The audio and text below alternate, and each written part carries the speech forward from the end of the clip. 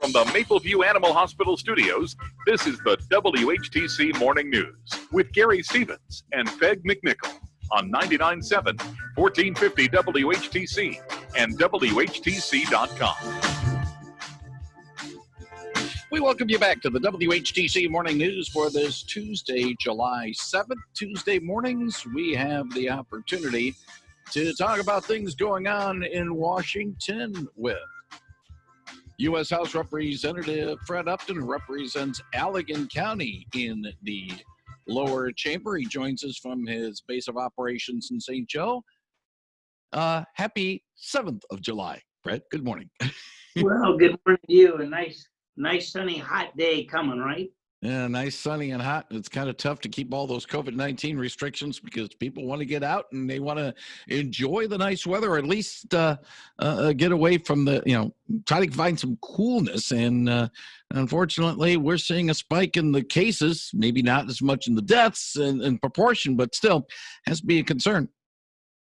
Well, you're right. And, I did a quick grocery run for my parents yesterday. Pharmacy, a few other things that were on their list. And good news was everybody, without exception, had a mask on inside. I thought that was a good sign. I think, the story, of course, from a few weeks ago was that if everybody wore a mask, protecting themselves as well as the employees that are working, we might be able to save as many as 35,000 Americans by October 1st. So, we had a little bump yesterday, I think, 3 or 4 deaths in Michigan versus 0, I think, on Sunday. So that's been a good trend. But the precautions that we all can take are essential, not only for ourselves, but obviously for our communities, too.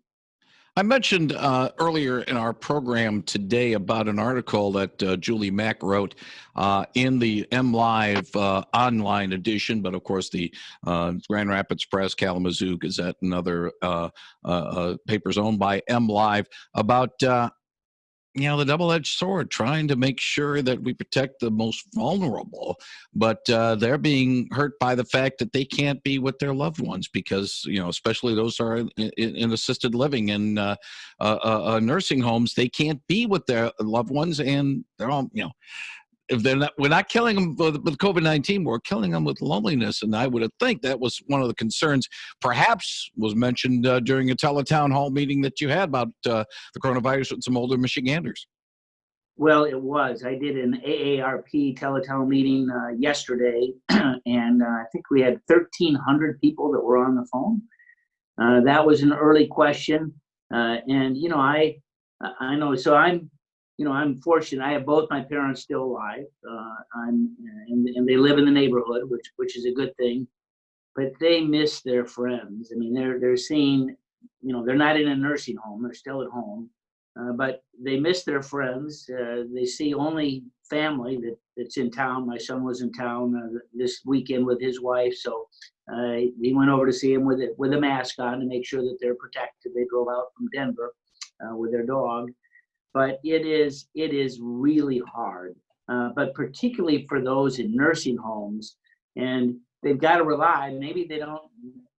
Again, many of these folks are elderly, 80s, 90s years old. They may not be technology driven to be able to use Zoom like you and I could not do even a year ago. I mean, this is, I used to do the phone hookup. Now it's just normal that we're doing Zoom. And for a lot of people that may have family someplace else. And again, I did it with our family. I remember on Easter, we had all of my brothers and sisters, all of the grandkids. I mean, it was a big multi-event on Easter Sunday for my folks to see as a little bit of a surprise. But what do you do for the folks who don't have broadband or maybe don't have a device? And of course, it's more critical than ever before. I did a teletown, in essence, a conference call with many of my school superintendents a few weeks ago. And I asked the question, how, if you all explore, so as you look at, how schools are going to open up this fall, have you begun to look at what you're going to do for technology? If you're going to demand that kids have e-learning maybe 1 or 2 days a week, because you've got to have smaller class sizes, you're not going to have as many people on the school bus going in. So A number of schools are looking at a Monday, Wednesday, Tuesday, Thursday schedule, with Friday be e-learning. But what do you do for those communities that may not have broadband, or maybe a household that doesn't have it, or maybe with a household with 3 or 4 school kids and one device? I mean, who gets preference? Is it the 6th grader or the 9th grader or the senior? I mean, how does that all work? Which was why we're hoping, we'll keep you posted, that, maybe even before the end of this month, we'll be able to move a major broadband bill, which will allow a new player into the marketplace. The new player being the utility companies, the electric companies. They have the capability, in fact, to be able to wire and connect people with broadband, whether they live in an urban or rural setting. So that's it's more competition, but it's also areas that the big guys haven't gone to. The AT&Ts and the Verizons, et cetera. They haven't gone there. So this is the last mile. And if we're able to get this bill through, and it's Clyburn Upton, Jim Clyburn being the whip of the House, Democratic whip, he's the one responsible for really getting Joe Biden across the finish line in South Carolina. This is one of his very top issues. And together, we are working to see if we can't get this bill done, work with the White House, work with the Senate, and actually push it along this month in July, which for Michigan, by the way, would bring more than $1 billion over the next 10 years to actually deploy the broadband to neighborhoods all across the state. And the work could begin as early as this fall. It would be nice. Yeah, it would be nice. And of course, I'm thinking the UP is definitely underserved in that regard, and that would certainly be a big help. You got a couple of more teletown hall meetings coming up about the coronavirus for older Americans. Tell us when and where. Well, I don't have it at the tip of my tongue. My schedule's back in the other room, but yeah, we continue to reach out to folks. We're trying to get medical devices or medical information that's out there, real experts in terms of what's going on. Again, I remind people that, through our website, upton.house.gov, you can look at my kitchen table daily report, and I'll be talking about it then as we communicate with constituents across the district on a regular. By the way, I do have it pulled up. Josh let us know that one's coming up this Friday, the 10th, and then another one that will be a week from Thursday, the 16th. So those will be the next two teletown hall meetings. Again, more information. We'll put a link to your webpage, which is upton.house.gov, when we put the audio podcast of our conversation on our website in a little bit. One other thing, Fred, and then I'll let you go. The coronavirus relief package that might be taken up by the Senate later on this month. Is this more of a case of what the House should be passing, or what are we talking about in the Senate deal?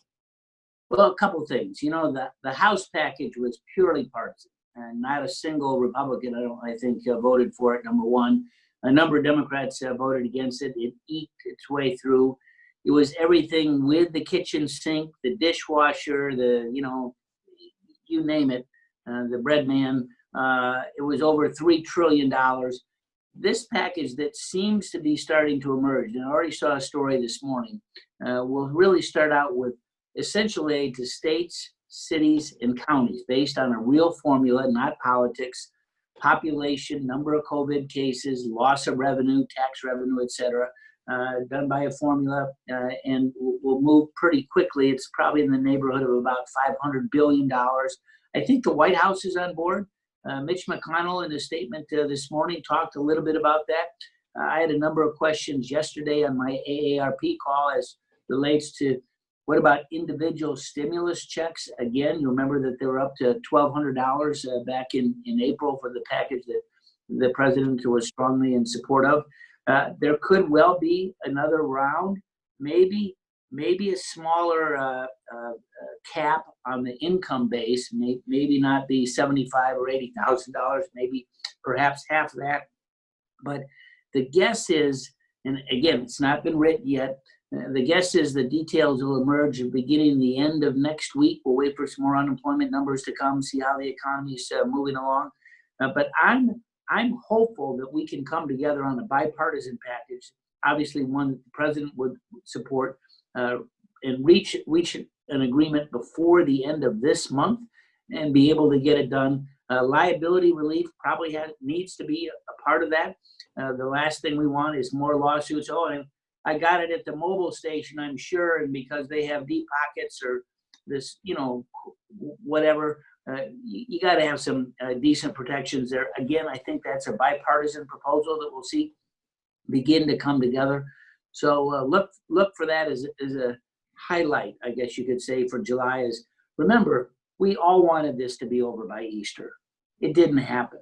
So what is it that we can do to provide that lifeline, particularly to small businesses and the families and others that are working to try and just get there and return life to normal? He is Congressman Fred Upton, who joins us every Tuesday morning on WHTC to talk about some of the issues of the day. Fred, as always, we appreciate your time and your thoughts. Thank you very much. And if all goes well, let's do this again next Tuesday morning. I'd like to. I know they got a hearing on my schedule. I think I can do it from home, but they're trying to encourage me to fly back just for the hearing. I'll be at the hearing, but I don't know if it's going to be virtual or in person. We'll see what happens. If we can chat via Zoom, fine. If we have to do it by the phone, fine too. We just want a few moments with you, and we certainly appreciate it. Fred, thank you. You bet. Thank you very much. That is Fred Upton on 99.7 and 1450 WHTC.